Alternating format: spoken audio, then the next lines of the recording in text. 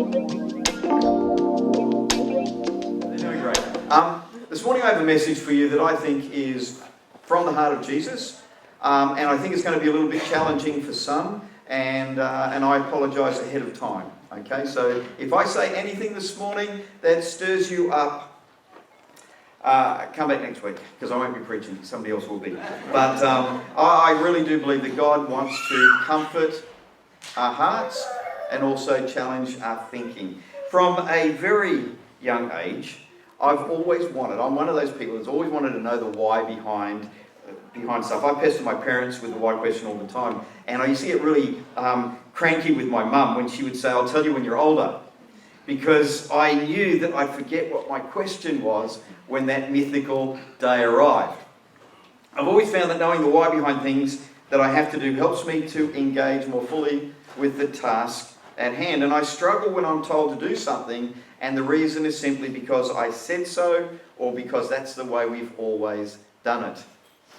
Maybe there's some people here this morning and that's the same for you. It bothered me during my time in the army, and I often think that I would have gotten far more from my training if someone had taken the time to explain the reason behind why they had us do some of the things that they did, such as marching in time and in sync on parade with the person beside you, saluting officers, obstacle courses that had no correlation whatsoever with any of the terrain that we were taught to fight in. I've never seen a cargo net out bush. Contact drills and guard duty when we were back in the barracks. There were so many things that we did where the reason behind them was never explained. And I often think that if they'd taken the time to explain clearly the why behind the things we had to do, then there would have been far more buy-in and consequently a higher level of achievement in my unit. We would have been, I think, better soldiers. Now, I have a sneaking suspicion that those who were training us didn't know why they were doing it either, and were just copying a format that they've been trained under themselves. The why question came with me when I became a Christian and has been the source of quite a lot of personal angst throughout the past 35 years of my life, but also the reason that I've had some incredible moments of clarity and revelation around Jesus and his work within his church and his community.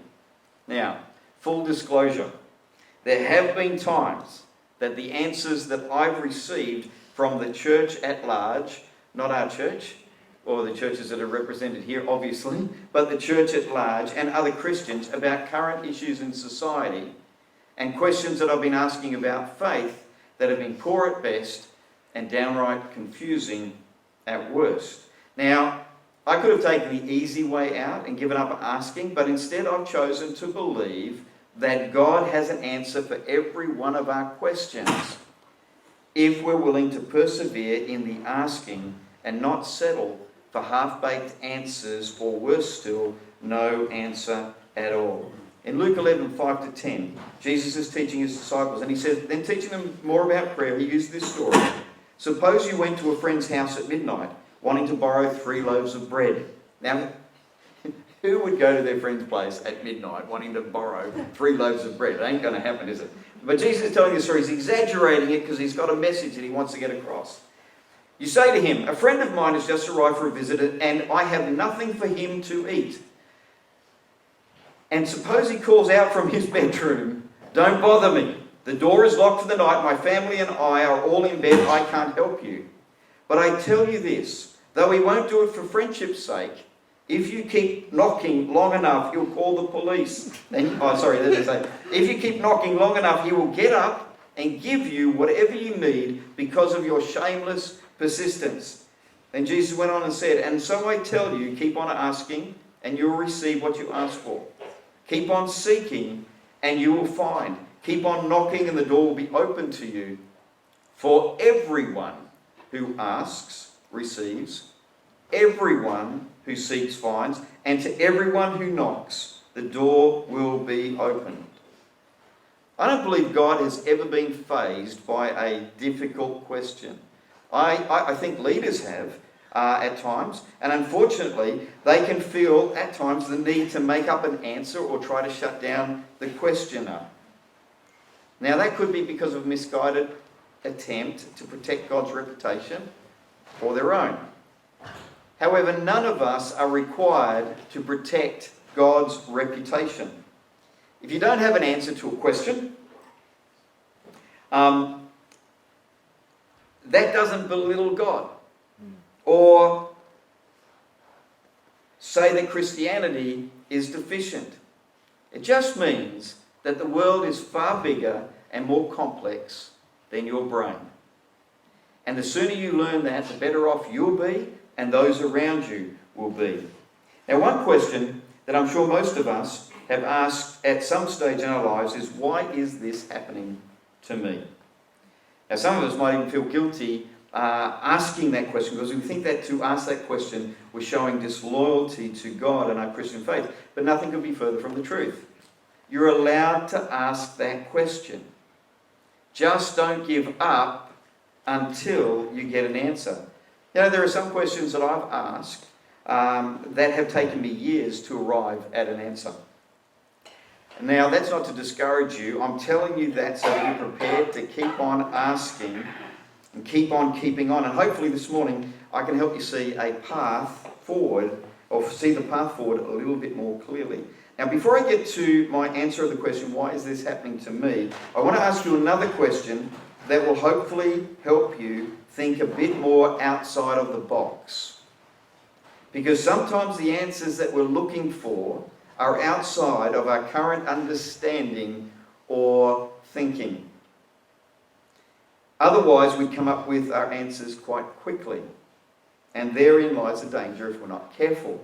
If every answer that we come up with in life is formed by our past and current experiences, we run the risk of living a very, very narrow, confined life.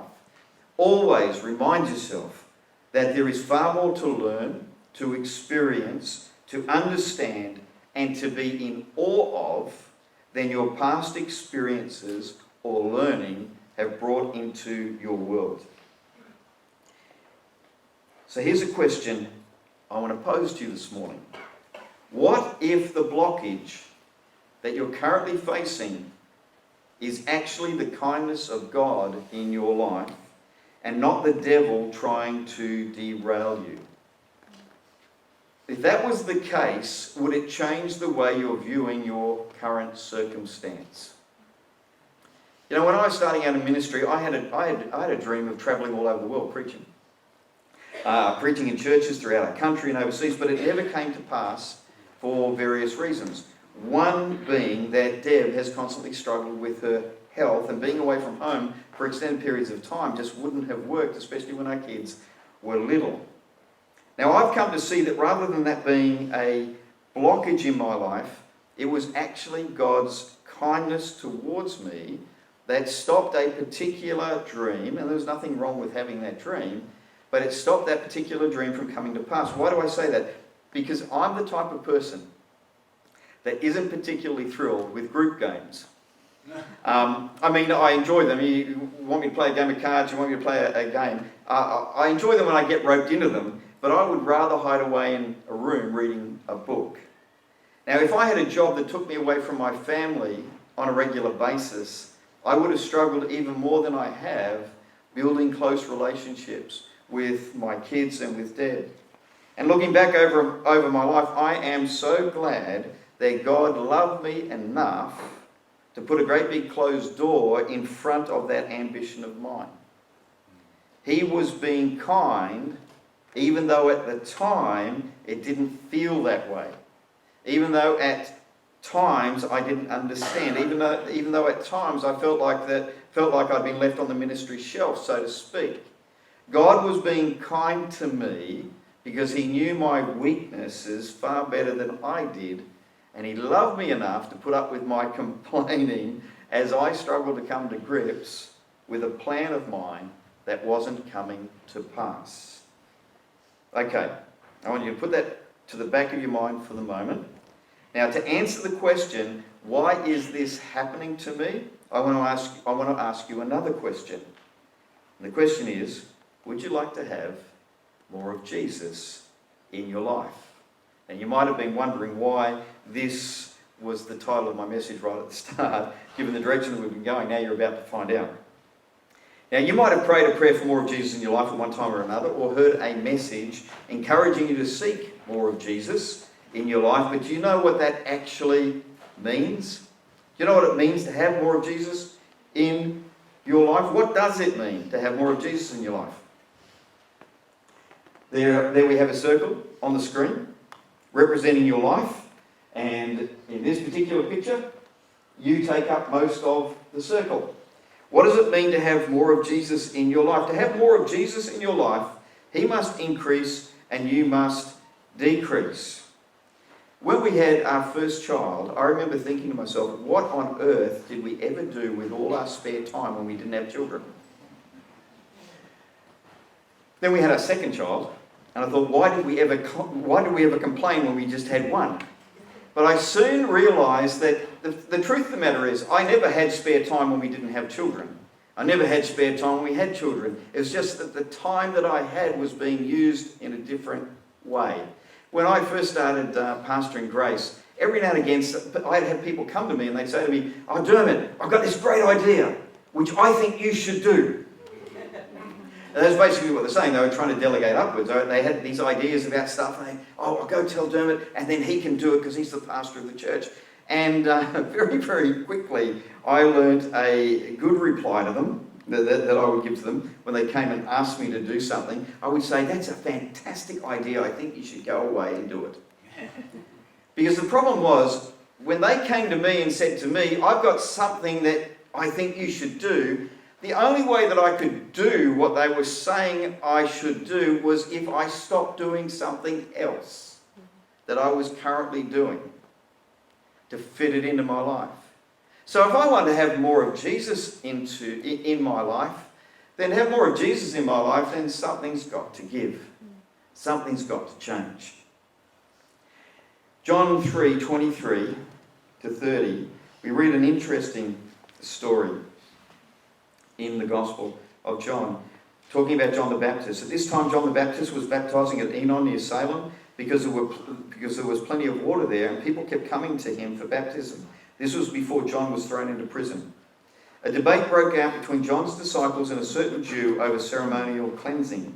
So John's disciples came to him and said, "Rabbi, the man you met on the other side of the Jordan River, the one you identified as the Messiah, is also baptizing people, and everyone is going to him instead of coming to us." John replied, "No one can receive anything unless God gives it from heaven.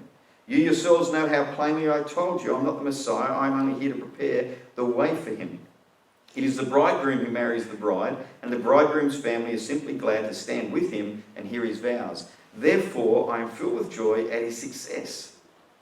Then he says this really profound thing. He says, "He must become greater and greater, and I must become less and less." Or as the New King James puts it, "He must increase, but I must decrease." Now Jesus said something similar to his disciples in the Gospels of Matthew and Mark. In Matthew 10:39 he says, "If you cling to your life, you will lose it. But if you give up your life for me, you will find it." And in Mark 8:35 he said, "If you try to hang on to your life, you will lose it. But if you give up your life for my sake and for the sake of the good news, you will save it." Now there's a warning and a promise here. The more you cling to your life... One ahead, mate. I'm one ahead? Yep. That's it. The more you cling to your life, the smaller your life will become.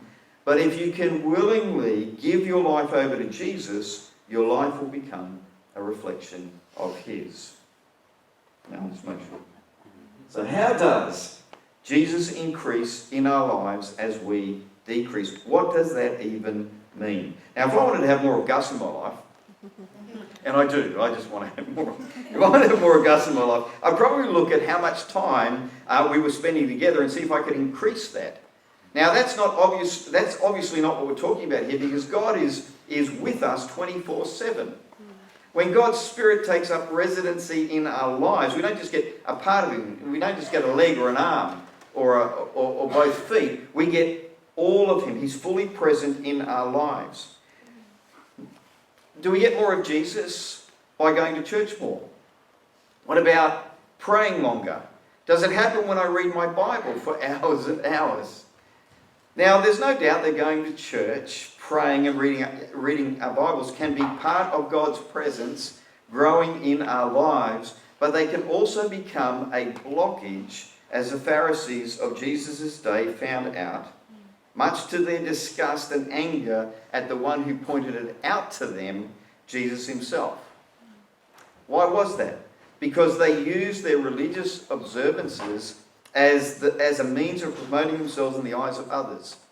Jesus said that they were like whitewashed sepulchres, shiny and white on the outside, but full of dead men's bones on the inside. When the things you do for God are motivated by selfish interest, you will slowly die on the inside. It doesn't matter how much of the Bible you read or how many hours you're praying, if you're doing them to be noticed or approved by others, they will have a negative impact on your relationship with God. It's one of the reasons why I turned off the notification in my Bible app that sends out a notification every time I start a new Bible plan. I get notifications all the time from friends of mine who I'm friends with on the Bible app when they're starting a new Bible plan. Well, I turned that off because I thought I don't need that in my life. I don't need to be trying to prove to people that I'm a man of God by how much of the Bible I read. Because it's actually a trap. Now, when I'm talking about having more of God in your life, I'm not talking about increasing the number of religious activities that you're engaged in. That's something between you and God, and I don't have an opinion either way, because everyone's circumstance and season in life is different. So how do we decrease and see Jesus increase in our lives? My answer for you this morning is through this. Through our daily personal practice of humility. Through an ever-increasing awareness of our dependency on Him. When talking about humility, I'm not talking about the way you act around others. We place way too much emphasis on personality and pigeonhole people into a caricature of what we think they are. Humility is an internal battle that we have with ourselves, that we wage every day. It's a bit like it's a little bit like an iceberg. What people see on the surface is nothing compared to what is happening in the hidden recesses of your heart. This isn't about acting all pious and being a doormat for others to trample on. False piety, forced submission, serving that's done to impress others isn't true humility. I love this little joke I saw once. Sometimes when you go up to somebody and say, "Oh, you've done a great job." And they go, "Oh, no, it wasn't me. No, it was Jesus." And I love how this person put it. He said, "You sang that song so well, sister. It wasn't me. It was Jesus. I didn't say it was that good." That's a good response. If somebody is getting all falsely pious on you and you've gone to compliment, they go, "Oh, no, it was Jesus." Just say, "It wasn't that good." All right? We're never going to do it as good as Jesus. All right? So, if somebody comes and compliments you, accept it. Thanks. Then on the inside you can be thinking, "That was Jesus." But when somebody comes and thanks you, as Rick Warren puts it, humility isn't thinking less of yourself, but rather thinking of yourself less and Jesus more. And what is it that is most powerful in our lives for moving our attention off ourselves and onto Jesus? Now, some might say worship. And whilst I agree to a certain extent, because whenever we are in times of corporate worship, definitely my focus, my attention gets onto Jesus. But I find in my life that the primary thing that moves my focus off myself and onto Jesus is suffering. Suffering.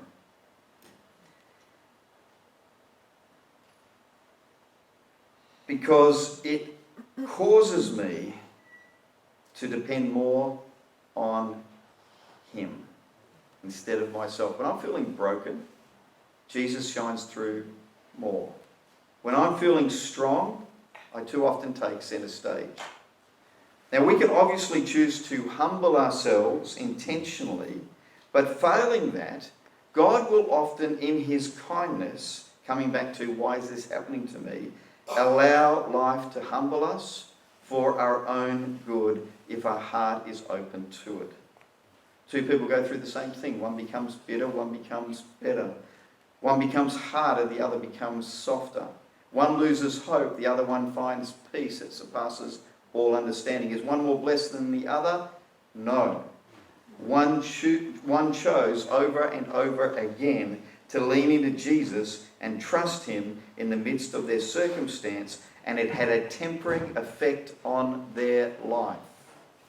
If you go through suffering the way the Bible tells you to go through suffering, leaning into Jesus, trusting and depending on Jesus, it will change you for the good. 1 Peter 1:7.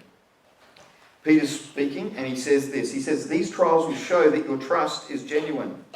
It is being tested as fire tests and purifies gold, though your trust is far more precious than mere gold.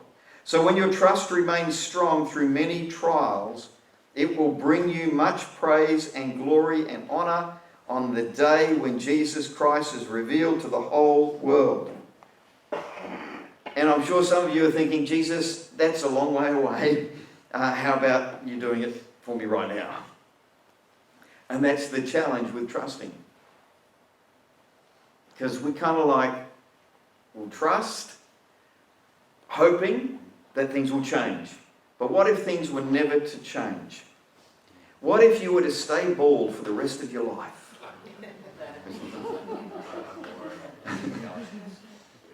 There are certain things that will not change, no matter how much you pray, no matter how much you hope. The loss of a loved one, it's never going to change. You've got to learn to cope with it. You've got to learn to move through with that in your life. Paul had a revelation about suffering and how it gave space in his life for more of God to shine through. 2 Corinthians 12:7-10. Paul was just talking about some great revelations, he said. And he says, "Even though I have received such wonderful revelations from God, so to keep me from becoming proud, I was given a thorn in my flesh, a messenger from Satan to torment me and keep me from becoming proud. 3 different times I begged the Lord to take it away. Each time he said, 'My grace is all you need. My power works best in weakness.'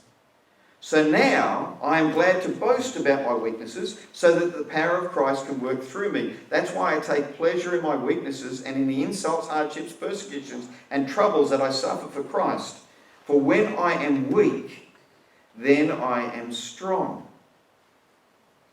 Why do you think God's power works best in our weaknesses? It's a conundrum. Paul is saying here that when he's at his strongest, so when people were looking to Paul and going, "Wow, that was fantastic what you just did there, Paul. It's amazing. You've got such revelation from God." At that time, when he was strongest, he actually felt in himself weakest. If God's power works best in our weakness, could that mean that the things that are happening in my life, that cause me grief, that weaken me, that others would see as suffering, could very well be the doorway into an ever-increasing dependence on him, which in turn causes Jesus to increase in my life?